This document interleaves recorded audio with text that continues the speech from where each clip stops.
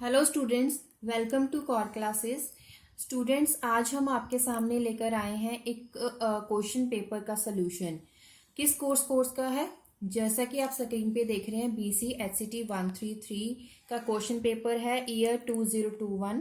और ये जो क्वेश्चन पेपर है आप देख सकते हैं, दो पार्ट में है, पार्ट 1 पार्ट 2। तो दोनों ही हम आपके साथ शेयर करेंगे इसके सॉल्यूशंस, ताकि आपको इन क्वेश्चन पेपर के सॉल्यूशंस ढूंढ के नोट्स बनाने की जरूरत ना पड़े। आप वीडियो जस्ट देखें और इस पे रिवाइज करते जाएं। फर्स्ट क्वेश्चन जैसे कि पूछा है, इंटेंसिव वेरिएबल्स क्या होते हैं। तो आपको जो फर्स्ट क्वेश्चन का फर्स्ट पार्ट है उसमें पूछा था इंटेंसिव वेरिएबल की डेफिनेशन बताएं, और कुछ टर्म्स दी गई थी। इन टर्म्स में से आपको इंटेंसिव वेरिएबल्स ढूंढने थे। तो इंटेंसिव वेरिएबल की सबसे पहले डेफिनेशन लिखनी होगी कि वो वेरिएबल जिसकी वैल्यू अमाउंट ऑफ सिस्टम पे डिपेंड नहीं करती है उसे इंटेंसिव वेरिएबल्स कहते हैं। For example, refractive index, temperature. तो ये दोनों जो वेरिएबल्स हैं, these are known as intensive variables. Volume intensive variable नहीं है, क्योंकि ये सिस्टम के ऊपर पूरी तरह से डिपेंड करती है। पार्ट बी जिसमें न्यूमेरिकल था, one mole of an ideal gas is made to expand. 1 mole gas है, आइडियल गैस है, उसे एक्सपैंड करवाया गया और from an initial volume 2.24 decimetre cube to 11.2। तो वॉल्यूम में इतना चेंज आया। V1 V2 हमें क्वेश्चन में गिवन है, टेम्परेचर भी गिवन है। हमें फाइंड करना है maximum amount of work done. तो maximum amount of work done का सबसे पहले आपको वर्क डन पूछा है, तो इसका आपको फॉर्मूला आना चाहिए। फॉर्मूला क्या है? -2.303 nRT log V2/V1। तो इन सभी में से n क्या है? नंबर ऑफ मोल, जो कि हमें 1 मोल गिवन है। R हमें पता है, गैस कांस्टेंट। उसके बाद टेम्परेचर हमें गिवन है 300 केल्विन। V1 V2 भी पता है। जस्ट आपको क्या करना है, इनकी वैल्यूज सब्स्टिट्यूट करके कैलकुलेशन करनी है। अगर आप स्टूडेंट्स, आप में से कुछ ऐसे भी होंगे जिनको न्यूमेरिकल्स अटेम्प्ट करने में बहुत दिक्कत आ रही है, कैसे हम सॉल्व करें। अगर आपको कुछ स्टूडेंट ऐसे हैं जिनको ये पता चल जाता है कि हमें गिवन क्या है, टर्म्स क्या है, कैलकुलेशन में प्रॉब्लम आ जाती है, तो बच्चे क्या करते हैं, वो क्वेश्चन को आधा ही छोड़ के आ जाते हैं। सिर्फ सब्स्टिट्यूट करने के बाद आगे सॉल्व नहीं कर पाते हैं, जिसकी वजह से एक आध नंबर कट जाता है, एग्जामिनर काट देता है। अगर वो भी आप चाहते हैं कि आपको पूरे नंबर मिले, क्योंकि न्यूमेरिकल में नंबर स्कोर करना बहुत ही इजी होता है और पूरे नंबर मिलते हैं, वो मार्क्स आप ना कटवाएं। उसके लिए अगर आपको कोई हेल्प चाहिए तो आप हमें कमेंट बॉक्स में बताएं। न्यूमेरिकल को लेकर कोई भी दिक्कत आ रही है तो हम आपको सेपरेटली वीडियो बना के बताएंगे कि कैसे आप न्यूमेरिकल को सॉल्व करेंगे स्टेप बाय स्टेप। कैसे आप पता कर सकते हैं कि हमें कौन सी टर्म्स गिवन है, उसके बेसिस पे हम कौन सा फॉर्मूला अप्लाई कर सकते हैं। तो उसके बाद चलते हैं नेक्स्ट क्वेश्चन पे। नेक्स्ट क्वेश्चन में और है, और यह तो न्यूमेरिकल करना था या फिर relationship between temperature and volume. अगर टेम्परेचर एंड वॉल्यूम की बात करें तो इसका मतलब टीवी का कोई डेरिवेशन है फॉर एन एडियाबेटिक प्रोसेस। तो यहाँ पे आपको ध्यान देने वाली बात यह है कि आपको प्रोसेस कौन सा पूछा गया है, एडियाबेटिक है, आइसोथर्मल है, कौन सा है। यहाँ पे एडियाबेटिक है तो आपको उसी के रिगार्डिंग जो डेरिवेशन है वो स्टार्ट करनी होगी। Internal energy DU is equal to CV dt। तो यहाँ पे CV dt का एक और फॉर्मूला है -PdV। ये क्यों लिखा गया? ताकि आपको टीवी तक पहुंचने के लिए जितनी भी टर्म्स चाहिए वो आप इकट्ठी कर सके। These are the miscellaneous. इसको इकट्ठा करके आपको मेन रिजल्ट मिलेगा। रीअरेंज करेंगे। यहाँ पे रीअरेंज करने के बाद आपको क्या करना है, एडियाबेटिक चेंज। तो उसका अगला स्टेप क्या होता है, इंटेग्रेशन। इंटेग्रेशन क्या होगा, इनिशियल और फाइनल कंडीशन आप खुद के बिहाफ पे आप कंसीडर करेंगे। उसके बाद इसमें अप्लाई करने के बाद जस्ट आपको इंटेग्रल सॉल्व करना है। इंटेग्रल सॉल्व करेंगे, जो आपने ऊपर जो फॉर्मूलाज पहले से लिए थे क्वेश्चन नंबर 1 2, वो सारे अब इसमें काम आएंगे सब्स्टिट्यूट करने के लिए। उसके बाद यहाँ पे सिर्फ और सिर्फ आपको यहाँ पे नेचुरल लॉग हटाने के लिए क्या करोगे, एंटी लॉग लोगे। एंटी लॉग लिया, उसके बाद आपको ये पावर सॉल्व करनी है। पावर सॉल्व करने के बाद इसके बाद यहाँ पे substitute n is equal to 1। क्यों? क्योंकि अगर 1 नंबर ऑफ मोल के लिए आप कैसे उसे सॉल्व कर सकते हैं, जहाँ पे n 1 सब्स्टिट्यूट करेंगे। उसके बाद तो जस्ट आपको CP/CV क्या होता है, गामा। क्यों आपने ऐसा गामा क्यों करा, ताकि आपको जो टर्म है उसका उस रिजल्ट वो कॉम्पैक्ट फॉर्म में मिल सके। तो रिजल्ट क्या है, TV gamma -1 is equal to constant term. यहाँ तक पहुंचने के लिए आपको सारी CP/CV को गामा के इक्वल लिखना होगा। इसके बाद ये यहाँ तक फर्स्ट पार्ट का एक क्वेश्चन कंप्लीट हो गया। सेकंड क्वेश्चन जिसका ए पार्ट एक न्यूमेरिकल है, calculate amount of heat. Amount of heat हमें फाइंड आउट करना है, मतलब कि क्यू फाइंड करना है, कितना to raise the temperature of 2 मोल। नंबर ऑफ मोल्स भी गिवन है। वाटर का टेम्परेचर 3 डिग्री सेल्सियस इंक्रीज करने के लिए मतलब ये इंक्रीज दिखाया गया है। This is delta T. तो स्पेसिफिक हीट कैपेसिटी हमें गिवन है, तो अगर स्पेसिफिक हीट कैपेसिटी की बात करें तो हमें वही फॉर्मूला अप्लाई करना पड़ेगा, Q P is equal to N C P delta T. N क्या है, number of mole, that is 2। C P जो वैल्यू हमें गिवन है, डेल्टा टी कितना टेम्परेचर चाहिए था, 3 डिग्री सेल्सियस, उसको आपको केल्विन में चेंज करा और जूल्स में आंसर निकाल दिया। आप किलो जूल में भी लिख सकते हैं। उसके बाद और इसी क्वेश्चन का और, give mathematical expression for statistical definition of entropy and state meaning of different terms. यहाँ पे सिर्फ और सिर्फ एक मैथमेटिकल, ये है मैथमेटिकल, सिर्फ आपको फॉर्मूला, क्योंकि क्वेश्चन इज ऑफ 2 मार्क्स, तो 2 मार्क्स है तो आपको जो पूछा है जस्ट वही आप पॉइंट टू पॉइंट आंसर दोगे। एस एंट्रोपी, के नेचुरल लॉग ऑफ डब्ल्यू, ये सभी टर्म्स को ये भी बताना है कि कौन कौन सी टर्म्स हैं, इसीलिए वो लिखना भी जरूरी है। इसका 1 नंबर है। Next B part, derived relationship between delta U or delta R H for reactions involving gaseous reactant और प्रोडक्ट्स। इसके लिए एक पूरी डेरिवेशन है। इसके बाद थर्ड क्वेश्चन का ए पार्ट, स्पॉन्टेनिटी क्या होती है वो बताएं। Criteria for spontaneity reaction in terms of entropy in terms of Gibbs energy, मतलब कि आपको एक सिंपल डेरिवेशन देनी, डेफिनेशन देनी है स्पॉन्टेनिटी के लिए, नंबर ऑफ डिसऑर्डरनेस।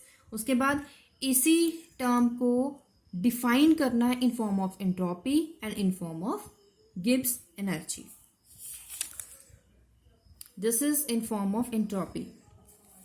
इसके बाद है in terms of Gibbs energy. इसका ये था सेकंड क्वेश्चन का ए पार्ट। अब सेकंड क्वेश्चन का B part is numerical. 2 moles of organ gas taken in a cylinder fitted with massless and frictionless piston and occupies a volume of 5 decimeter cube at 298 Kelvin। और जो gas है उसमें वो that is undergoes thermal reversible expansion होती है isothermal process, और उसका जो वॉल्यूम है वो 5 डेसीमीटर क्यूब से चेंज होकर 25 डेसीमीटर क्यूब बन जाएगा। This is V1 V2। अगर गैस बिहेव करती है आइडियली तो हमें मोलर एंट्रोपी फाइंड करना है। मोलर एंट्रोपी का ऐसा कौन सा फॉर्मूला है जिसमें V1 V2 भी आता है, वो ये रहा। तो वैल्यू सब्स्टिट्यूट करें, आंसर सॉल्व कर लें। यूनिट डालना जरूरी है। अब ये न्यूमेरिकल है, इसके साथ साथ एक और करके क्वेश्चन था, उसमें difference between enthalpy driven and entropy driven reactions. Just आपको डिफरेंस बताने थे, तो ये पॉइंट लिखे हुए आप समझ सकते हैं, पढ़ के भी आप समझ सकते हैं। फोर्थ क्वेश्चन का A part, chemical equilibrium is called a dynamic process, justify the system. उसके बाद इस स्टेटमेंट को जस्टिफाई करना था।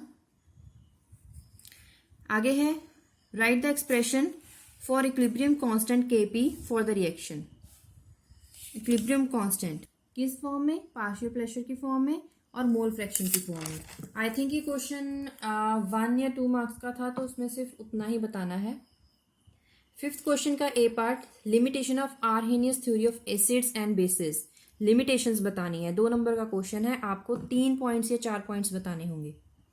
B part, 1 mole of nitrogen oxide and N2O4 were mixed in 1 decimeter cube flask and equilibrium condition लाने के लिए ये इक्वेशन बनी। आपको calculate value of equilibrium constant calculate करना है, इक्विलिब्रियम कांस्टेंट, तो आपके लिए ये फॉर्मूला हेल्पफुल रहेगा, Kc के इक्विलिब्रियम कांस्टेंट। इसी न्यूमेरिकल का और करके है, explain the effect of addition of inert gas.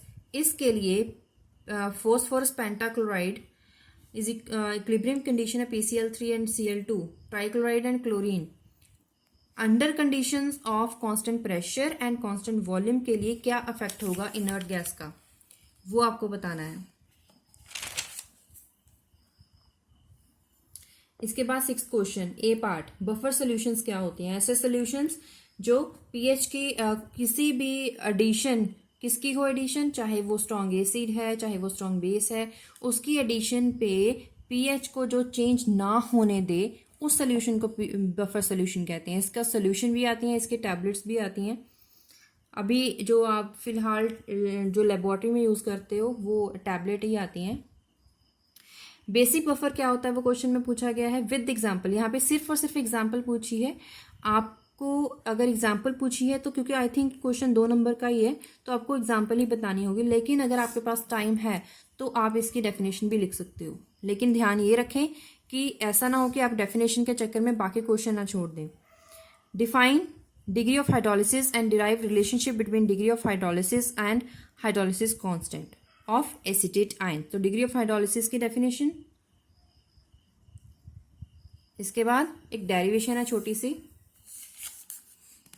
Hydrolysis constant के लिए और डिग्री ऑफ हाइड्रोलिसिस के लिए। नेक्स्ट क्वेश्चन 7th जिसका ए पार्ट है, the sulphides of group 4 cations are not participated in group 2। क्यों?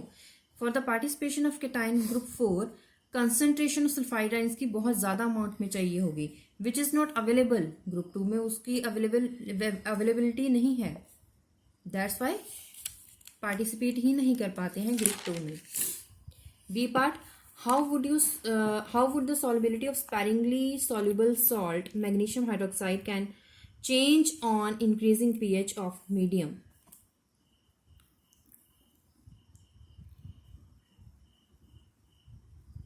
और इस क्वेश्चन में और है, न्यूमेरिकल है पीएच को लेकर। पीएच फाइंड करना है 100 centimetre cube of 2 × 10⁻³ mole molarity of HCl। इसी तरह से एक दूसरा पार्ट ये है स्ट्रॉन्ग एसिड के लिए स्ट्रॉन्ग बेस के लिए, दोनों के लिए पीएच फाइंड करना है।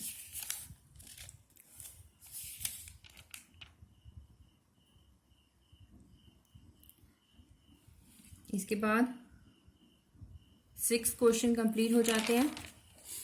अब शुरू होता है पार्ट 2। पार्ट 2 में 8th क्वेश्चन का फर्स्ट पार्ट है। 7 क्वेश्चन हो गए। फिडल क्राफ्ट एल्काइलेशन रिएक्शन बताएं एग्जाम्पल के साथ। नेक्स्ट इसी का है फिडल क्राफ्ट एल्काइलेशन की लिमिटेशंस बताएं। तो अकॉर्डिंग टू मार्क्स आपको आंसर अटेम्प्ट करना है, क्वेश्चन अटेम्प्ट करेंगे according two marks. 9th question, explain why nitro group is Meta directing in electrophilic substitution reaction. ये भी बताएं, उसके बाद सारे रेजोनेंस स्ट्रक्चर भी बताएं, कैसे कैसे कार्बोकेटाइन सर्कुलेट करता है इलेक्ट्रोफिलिक सब्स्टिट्यूशन रिएक्शंस में, ईसीआर में, ईएसआर रिएक्शंस में। तो ये आई थिंक 5 नंबर का क्वेश्चन है, पूरा वेल एक्सप्लेन्ड आंसर होना चाहिए आपका।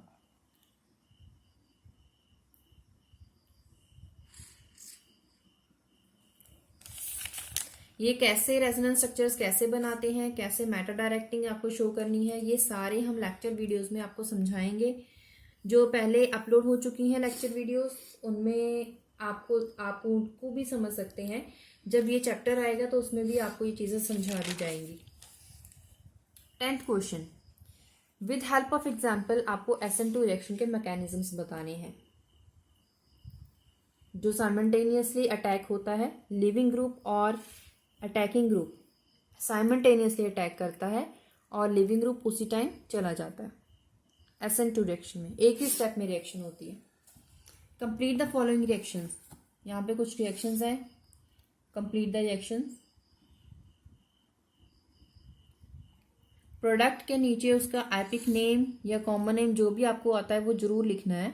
अगर इनमें किसी में नहीं लिखा गया तो आपको जरूर लिख लीजिएगा। ये है बाकी 2 रिएक्शंस और इसी के साथ ये पूरा क्वेश्चन पेपर सॉल्व हो चुका है। आप जब भी इसकी प्रिपरेशन करोगे तो आप ऑब्वियसली आप प्रीवियस ईयर क्वेश्चन, जैसा कि हम बोलते हैं कि प्रीवियस ईयर क्वेश्चंस का बहुत ही इंपॉर्टेंट रोल रहता है प्रैक्टिस में जब आप रिवीजन कर रहे होते हो। तो इसके अलावा जो इम्पोर्टेंट क्वेश्चंस है वो भी हम आपको साथ ही साथ बताते जाते हैं, वीडियोस अपलोड करते रहेंगे आगे भी। लेकिन पिछले ईयर के क्वेश्चन स्टूडेंट्स बोल रहे थे मैम पूरा एक स्पेसिफिकली एक क्वेश्चन पेपर को सॉल्व करके बताएं, तो हमने लेटेस्ट ही उठाया, तो लेटेस्ट को ही सॉल्व करके बताया, क्योंकि हो सकता है कि इस क्वेश्चन पेपर को बहुत सारे स्टूडेंट्स ने अभी सॉल्व नहीं किया होगा। तो इस वीडियो के हेल्प से आपको थोड़ा इजी हो जाएगा और आपका टाइम सेव होगा, आपकी रिवीजन और अच्छे से हो सकती है। आई होप आपके लिए वीडियो हेल्पफुल रहेगी, तो प्लीज़ इस वीडियो को लाइक कर दीजिएगा, जितना हो सके उतना इस वीडियो को शेयर करें ताकि उन स्टूडेंट्स के लिए भी हेल्पफुल हो सके ये वीडियो। और नेक्स्ट आपको कौन से कोर्स कोड के लिए क्वेश्चन पेपर सॉल्व चाहिए वो हमें कमेंट बॉक्स में बताते जाएं प्लीज़, ताकि हम उन पे फोकस कर पाएँ पहले, जो आपको जिसकी ज़रूरत है। तो देखते रहिए चैनल को और क्लासेस। Thank you.